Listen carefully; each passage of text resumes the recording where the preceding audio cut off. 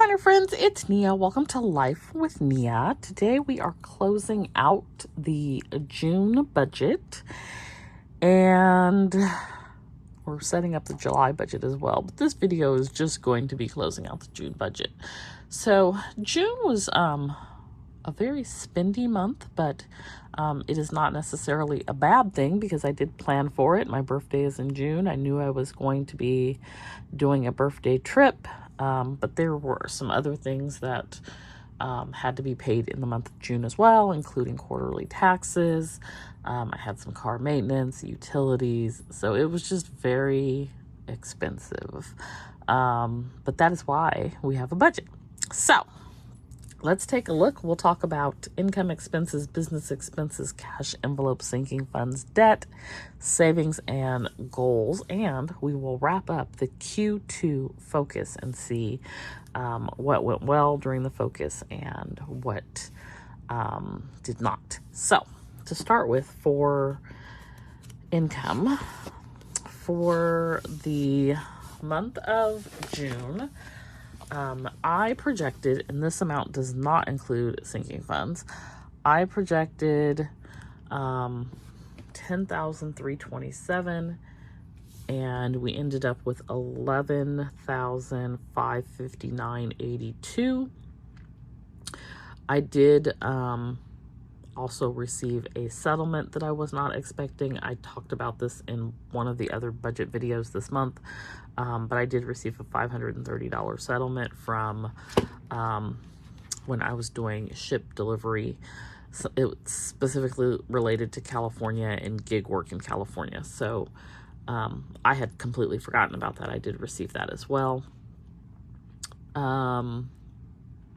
So this was a planner sesh box month. So there was a large influx of funds coming in from Etsy from the beginning of that sale happening. Also had the birthday sale this month, so that was good as well. No YouTube money this month. So let's talk about what I brought in from sinking funds. I brought in $1,565 from my vacation fund, $300 from my birthday fund, $100 from my self-care fund, $200 for car maintenance, $200 for P.O. Box, $140 for the estate box, which is quarterly, and then quarterly taxes was $1,425, and then utilities was $290. I didn't even add all that up, but it's looking like about $4,000 or so. So we had all of those things happening as well. Coming in, it's like I would call it an inflow, not income. So over on the expense side, we didn't have anything crazy happening. Utilities were due this month, so that was $290. I pay those every other month. And then I did pay off PayPal, so $239.48. That is now paid off. And then I have here the estate box. That was $141.36. I went and got an oil change. That was $82.36. I decided not to pull that from my sinking fund because my car registration is coming up due. I need to probably pay it in July, early August at the latest. And that would completely wipe that fund out if I took the oil change and the car tire amount. I want to say roughly before this, it was like $500 in there. So if I take the $284, then that leaves me with a little over $200, and my car registration is more than that. So I only took the $200, so it was $202.93 for the tire. While I was off trying to live my best life on my birthday vacation, I had to get a new tire. It was $202.93. So, oil change, we just gonna call it a cash flow because I'm not pulling it from the car maintenance fund. From the vacation, self-care, and birthday funds combined, it was $2,049. That was the total cost of my B-Day getaway. That included the hotel, gas, food, entertainment, shopping, a wine tour day, all the things. So the bulk of that being the hotel, and then also having to pay a fee to bring my little friend along because he costs extra. They did waive a day because the little amenities that he's supposed to have, he did not have. So, and now they charge for parking as well. They didn't used to charge for parking, and all of downtown is also going to start charging for parking. So that, I think, was $15 a day on top of everything else. So yeah, that was what was going on over on the regular expenses. So for the business expenses, this is interesting because I was doing a lot of printing and cutting of stickers, and so I had to up one of my printers, not the one that I'm going to Staples and buying ink for, the other one. And there's no plan in between the highest of what I consider reasonable and then the next one, which is the highest that you can actually go. There should be something in between, because I want to say it goes from like 700 to 2,500 pages, and it's just like, that's ludicrous. Put like 1,000 in there, or 1,500 or something. Anyway, so I had to upgrade to the highest one, which is 5980, and I've already tried to downgrade it, but I'm stuck with it for 2 months. So now I'm trying to print things that I don't necessarily need to print to account for that extra that I really don't need. So I'm not trying to be wasteful at all. I'm trying to print actually fall related things so that I just can take advantage of that, because I'm only going to be able to roll over so many pages, and so I don't want to be paying and lose out. I only spent $63 this month on additional ink at Staples. Didn't have to buy any Canon ink, so that's 2 months in a row with no Canon ink, so that's really good. And I think when I do get ink for my Canon printer, I have enough points to cover the cost almost in total, so not too bad with that. And I think I only spent, I don't have it on here, but I want to say I spent maybe less than $20 this month on art, so I did really good there. Then quarterly taxes, I estimated $1,000. It was $1,425, and then the PO box was $200. So we took care of those this month. Those both came out of sinking funds. There is a separate video showing cash envelope stuffing, but it was $1,275 that was stuffed this month. And then I transferred over $150 for car insurance, $20 for home insurance, and $40 for Shopify. Sinking funds, I shared with you what was withdrawn to cover things, so that is pretty much where we're at for that. I also finished another round of Envy. So Envy is a kind of like a little game app for saving. It's like a little savings challenge game, and I've shown it in a video before, and I'll show it in a video again, one of the savings videos. But so I took $1,565 from my vacation fund, but I do the 100-day Envy savings challenge, which is $1,000. So I finished that, I think it was last week. And so that $1,000 I put back to my vacation fund.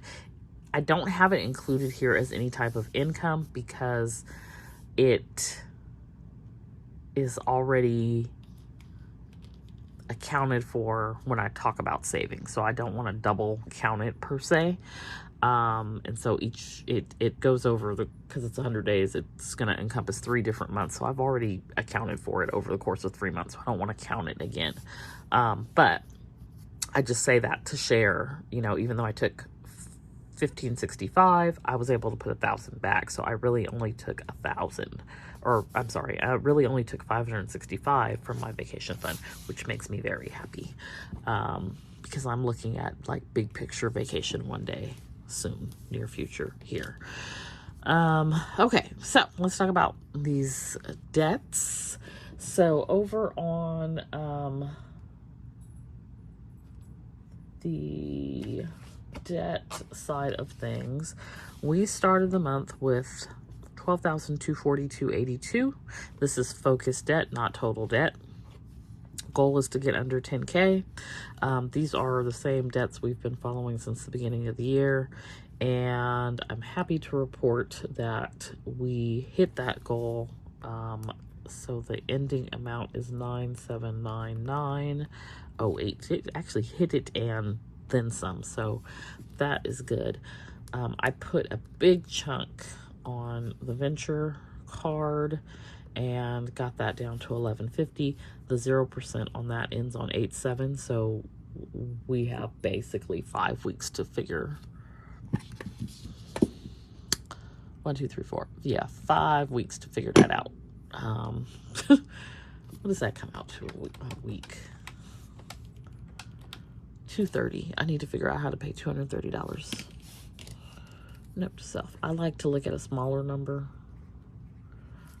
Like, how can we stretch and make that happen? So we have that. Navy Federal is at $432.53. We paid off the PayPal. Afterpay is at $203.16.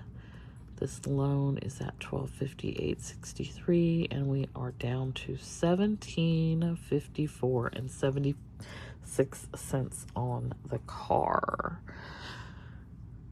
I almost was like, can we stretch and pay off the car? But that would have been a huge stretch. And truth be told, I'd rather take care of this venture first. So we are at $97.99 for debt, and I'm thinking we might be able to get this stuff done by the end of the year. We're gonna see. Savings for the month. Let me just share real quick too. Where did we come in on some things? So dining out was $166, which exceeds our 100, but groceries was $355, which is under our 400. So the two together is $522. So I feel like I'm closer to hitting that the way I should be. Gas, I spent $140, and that's in part because we traveled for vacation. And bulk was $79.65. PD was like $100. So on savings, we have our monthly totals here. For the 0 out savings challenge, the total for the month was $29.35. I didn't do anything on the 0 or on the 26 week, so that was 0. 52 week was 17. Broke Black Girl was $120. I didn't have any $5 bills. The 100 envelope was $549. The Baddies and Budgets Force challenge was $38, and then the bag challenge that I did was $111. So that came to $764.35. Then I got interest from Ally. I have two accounts. So in one, I got $37.32. I put that in my Christmas account, my Christmas sinking fund. Now this month I did give somebody a $50 check for their graduation, and I pulled that money from my Christmas sinking fund because I don't really have a gifts fund. It's very rare that I need a gift, so that was why I decided to put that money towards Christmas. Then on the other one, it was $7.24. I put it in the emergency fund. And then I also had, I have it written somewhere. I just don't know where I stuck it. I want to say it was $6 and some change, and then $36. I think it was like $36 from Poshmark that came in, and I clearly did not write it down. And then $6, maybe from Discover Card, maybe from Capital One. I don't remember. It was somebody's cash back. So I put those somewhere as well. I just did not write it down. Please forgive me. Okay, so that's what we saved. So in total, without the two things that I don't know what the amount is and where exactly I put it, $808.91. I feel like I wrote it in this book somewhere, but I don't know where. So we're gonna go with $808.91. Okay, I have goals for June, and so my first goal was to save $700. So I just told you it was $808, so we did that. Had a goal to put $500 in the Roth, and I did $400. So we did not do that. Solo 401k, I did hit that $500. I have not uploaded these tax documents, but I might do it tonight, so I'm gonna leave it alone for the moment. I did pay the quarterly taxes. I did pay off the PayPal card. I did pay $600 on the Amazon card. I did pay $1,200 on the venture card. I did get the debt under $10,000. I did track expenses, and I only paid $650 towards the car. So that is where we're at on the goals. And then last but not least, looking at my Q2 focus. So I paid off the PayPal card, and I have the debt under 10K. I missed the Roth, $500 a month. I ended up with $1,000 in Q2 contributed to my Roth. I did hit this venture 1,800, actually exceeded it. Amazon, I'm pretty sure I missed this.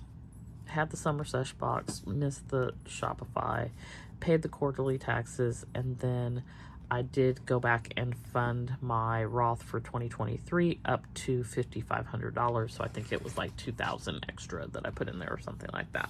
So that's where my Q2 focus ended, and I have started a Q3 focus. So that is June. Not so bad. Not so bad. I know that I have a lot of things that I want to do, so I give myself a little bit of grace. If I'm going to be paying down a large amount of debt, then it's really hard to save a large amount of money as well. And so I have both of those things that I'd love to do, but it is a stretch and it's a challenge, and so it definitely doesn't shake out that way. But I know that it's such a big stretch that I don't beat myself up about it, if that makes sense. So we are halfway through the year. I'm going to try to do a mid-year budget review just to like show bigger picture, like where I'm at with things. But for now, that is June. And I will see you back here soon for our July budget. Let me know how your June budget went. Don't forget to hit that like button. And if you're new, consider subscribing. I'll see you back here next time. Bye.